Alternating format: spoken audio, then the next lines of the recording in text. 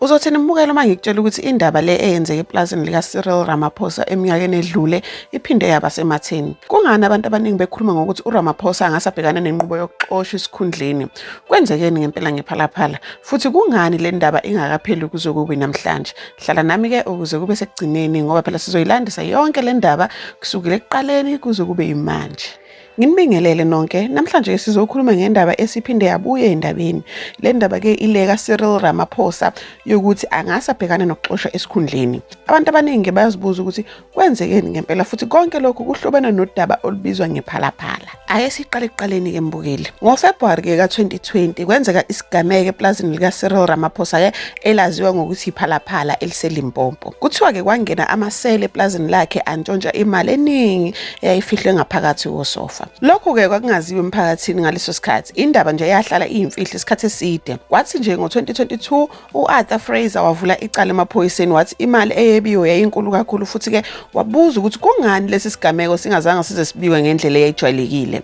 Waphinde ke wasola ukuthi kungenzeka kwaba khona ke izinto ezenziwa ngendlela engafanele ngesikhathi kuphenywa lolu daba. Lezi ke mbukeli kwakuyizinsolo. Kwadingeka ke ukuthi izinhlaka zikahulumeni ke ziqala ukuphenya ukuze kutholakala iqiniso. uRamaphosa yena waphendula wathi ke imali ebiwe ke yayivele ekudayiseni kweinkomo eplazini lakhe, hayi imali kahulumeni. Waphika ukuthi wenza ubugebengu futhi wathi uzimisele ke ukusebenzisana nabo bonke abaphenyi. Njengoba ke indaba yayisikhule kakhulu, iParliament ke lasungula ithimba elizimele ke ukuze libheke ukuthi ngabe kukhona yini ubufakazi bokuthi umengameli kungenzeka wephule umthetho sisekelo noma ke omunye umthetho. Leli thimba ke lakhipha umbiko ukuthi kunembuzo ke okufanele iphenywe kabanzi. Lokho ke kwenza abantu abaningi baqala ukukhuluma ngokuthi kungenzeka kuqalwe inqubo yokuxoshwa ke kukaRamaphosa. Kodwa ke izinto ayigcinanga lapho mbukeli.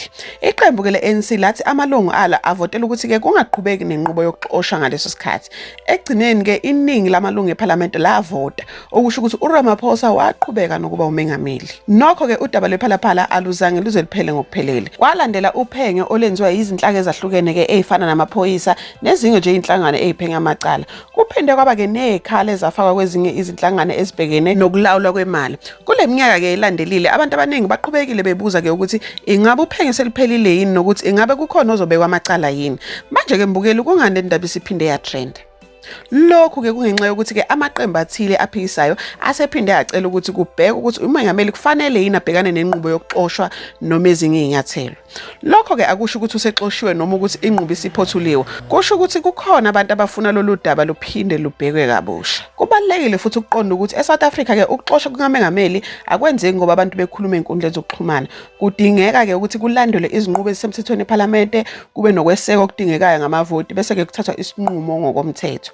Ngakho ke uma ubona abantu bebhala ukuthi uRamaphosa usexoshiwe kufanele uqale uqinisekise ukuthi lokho kuvela ke emthonjeni othembekile.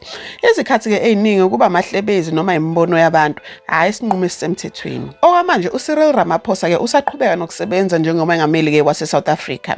Udaba lephalaphala ke lusaloku luyindaba abantu abaningi abayilandelayo ngoba luthinta ubuholi bezwe nokwethembeka kwabaholi. Umbuzo omkhulu manje ke uthi ingabe kuzovela ubufakazi obusha obungashintsha izinto noma ke lolu daba luzogcina liphelile ngaphandle kokuba ke kube nokuxoshwa kukamengameli. Lokhu ke kuzoncinga emphumeleni yezinqumo zomthetho nezinqumo zezinhlaka ezifanele. Njengamanje mbukeli lolu daba alikapheli. Into entsha ke ukuthi umengameli Cyril Ramaphosa usehambele enkantolo enkulu yaseWestern Cape ecela ukuthi inqubo yeParliament imiswe kuqala kuze kube inkantolo ke ithatha isinqumo ngodaba aliphikisayo. Inkantolo ke ayikakhiphi isinqumo kwamanje okusho ukuthi izwe lisalindile ukubona ukuthi kuzokwenzekani ngokulandelayo. Sizonibikela ke ngokusheshsha uma sekukhona esinye isinqumo esisemthethweni.